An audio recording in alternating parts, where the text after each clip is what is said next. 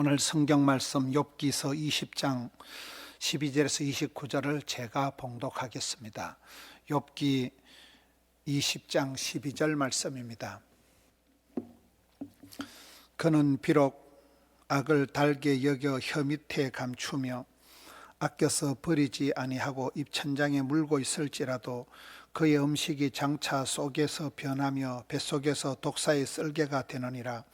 그가 재물을 삼켰을지라도 토할 것은 하나님이 그의 배에서 도로 나오게 하심이니 그는 독사의 독을 빨며 뱀의 혀에 죽을 것이라. 그는 강 곧 꿀과 엉킨 젖이 흐르는 강을 보지 못할 것이요 수고하여 얻은 것을 삼키지 못하고 돌려주며 매매하며 얻은 재물로 즐거움을 삼지 못하리니 이는 그가 가난한 자를 학대하고 버렸으며 자기가 세우지 않은 집을 빼앗음이니라. 그는 마음의 평안을 알지 못하니 그가 기뻐하는 것을 하나도 보존하지 못하겠고 남기는 것이 없이 모두 먹으니 그런즉 그 행복이 오래가지 못할 것이라. 풍족할 때에도 괴로움이 이르리니 모든 재난을 주는 주의 자의 손이 그에게 임하리라. 그가 배를 불리려 할 때 하나님이 맹렬한 진노를 내리시리니 음식을 먹을 때 그의 위에 비같이 쏟으시리라. 그가 철병거를 피할 때에는 노타사를 쏘아 꿰뚫을 것이요 몸에서 그의 화살을 빼낸 적 번쩍번쩍하는 촉이 그의 쓸개에서 나오고 큰 두려움이 그에게 닥치느니라. 큰 어둠이 그를 위하여 예비되어 있고 사람이 피우지 않은 불이 그를 멸하며 그 장막에 남은 것을 해치리라. 하늘이 그의 죄악을 드러낼 것이요 땅이 그를 대항하여 일어날 것인즉 그의 가산이 떠나가며 하나님의 진노의 날에 끌려가리라. 이는 악인이 하나님께 받을 분깃이요 하나님이 그에게 정하신 기업이니라. 아멘. 우리가 주일날마다 이 새벽에 욥기서를 묵상을 하고 있습니다. 작년에는 이렇게 시편을 1편에서 150편까지 하루씩 봤는데 벌써 욥기를 본 지도 20주간이 되어서 오늘 욥기서 20장입니다. 이 욥기서에 계속해서 욥이 당하는 그런 고난이 오늘 한국 교회가 저와 여러분이 당면하는 코로나로 인한 이 고통, 코로나로 인한 이 어려움과 어쩌면 그렇게 또 흡사한지 이 고난당하는 욥에 대한 말씀을 통하여서 이 시대에 고통당하는 성도님들의 모습을 보게 됩니다. 오늘 본문의 말씀은 욥의 친구 중에 소발이라는 사람이 계속해서 악인에게 임할 하나님의 진노를 말하면서 악인은 결말이 어렵다, 멸망당한다, 힘들다, 고통당한다. 악인의 결말을 다양하게 설명을 하고 있는 내용입니다. 악인이 처음에는 형통하고 달콤하고 아주 번성하고 했지만은 그것이 마치 이렇게 달달한 음식을 먹을 땐 좋았는데 오히려 그 먹었던 음식이 독이 돼가지고 독사의 독처럼 변해가지고 악인은 그것을 토해내고 그 독에 중독이 되어서 망해갈 수밖에 없다. 이런 쪽의 말씀이 오늘 본문의 12절 비록 악을 달게 여겨 혀 밑에 감추며 13절 아껴서 버리지 아니하고 입천장에 물고 있을지라도 14절 그의 음식이 장자 속에서 변하며 뱃속에서 독사의 쓸개가 되느니라. 15절 재물을 삼켰을지라도 토할 것은 15절에 16절에 그는 독사의 독을 빨며 뱀의 혀에 죽을 것이라. 이 먹는 음식이 이게 달게 먹었지만 맛있게 먹었지만 이게 오히려 독이 된다는 거예요. 그렇게 변해진다는 거예요. 여러분 우리가 기도할 때 성도의 기도는 어떤 고약한 아픔이 문제가 고통의 씨앗이라도 기도하면 썬물이 단물이 되고 애물단지가 보물단지가 되고 근심거리가 간증거리가 되는 게 기도의 결과인데 심판 때는 이게 반대로 나타난다는 거예요. 단물이 썬물이 되는 거예요. 단 것이 오히려 독이 된다는 거예요.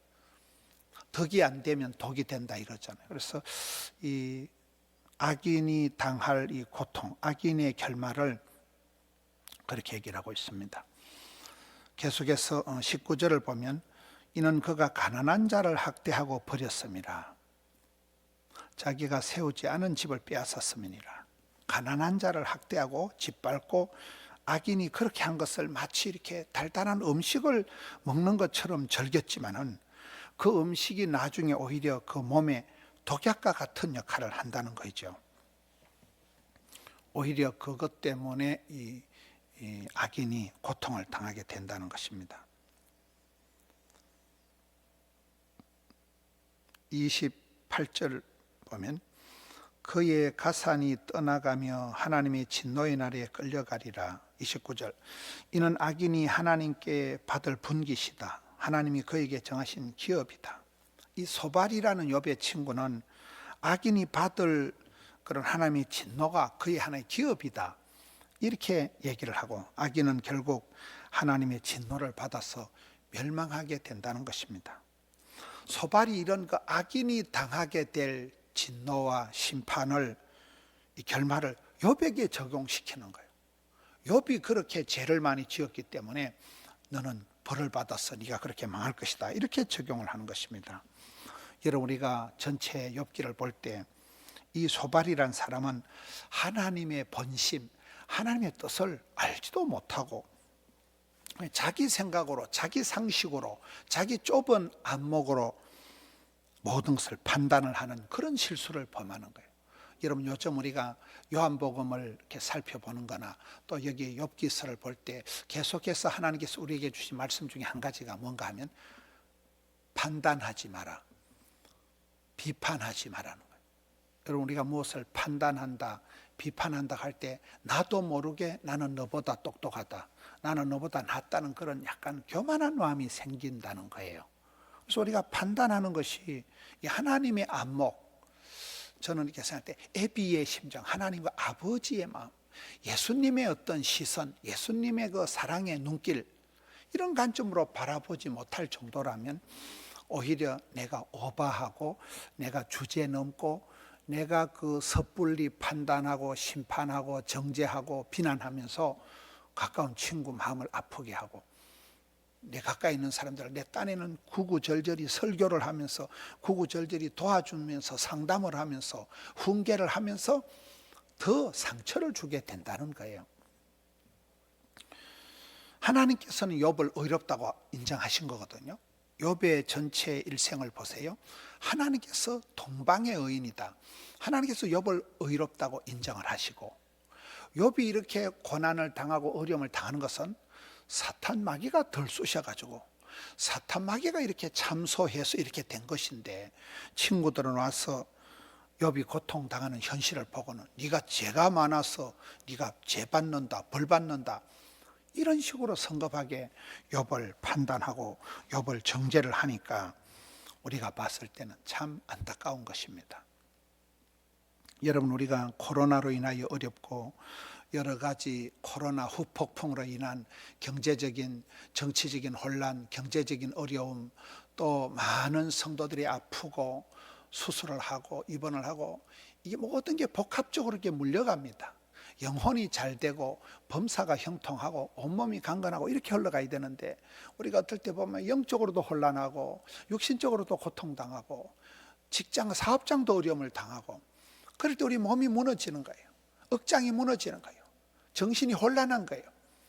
그럴 때 여기 욥의 친구들처럼 사랑하는 친구들이 와가지고 확인 사살을 하고 친구들이 와서 더 속상하게 하는 이런 우리가 잘못을 범하면 안 된다는 거예요. 우는 자와 함께 울고 웃는 자와 함께 웃어야 되는 것입니다. 저는 어제 오후에 토요일이지만은 3시간에 걸쳐서 먼 곳에 있는 한 집사님 가정에 신방을 갔더랬습니다. 그 집사님 4분이 참 열심히 살아가고 이래 하는데, 최근에 갑자기 병원에 가보니까 암이 생겨가지고 아주 고약한 암이 걸려가지고 얼마나 부부가 놀라고 그 암을 수술도 못하고 항암을 하고 하는 그 과정에서 그 두 사람이 얼마나 놀랬겠어요. 제가 목사로서 토요일이지만은 저 혼자 신방을 갔습니다.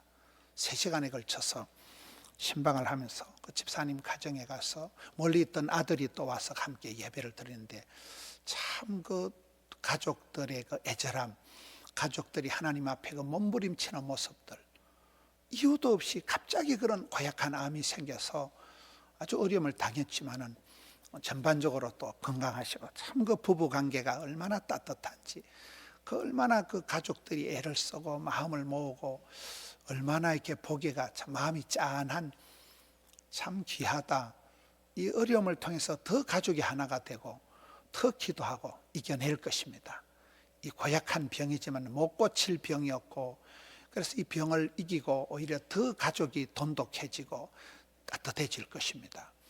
기도를 하면서 그 집사님께서 떡을 한 보따리 해가지고 우리 교역자들 나누어 먹으라고 떡을 또 한 보따리 해주시는 거예요. 제가 신방을 갔는데 교역자들 오히려 격려하고 교역자들 떡도 주고 음료수도 주고 그걸 한 보따리 얻어왔습니다. 그리고 또 하나님 앞에 오랫동안 작정한 그런 작정, 또 감사한금을 하나님께 드리더라고요. 그게 어떻게 간단하지 않잖아요.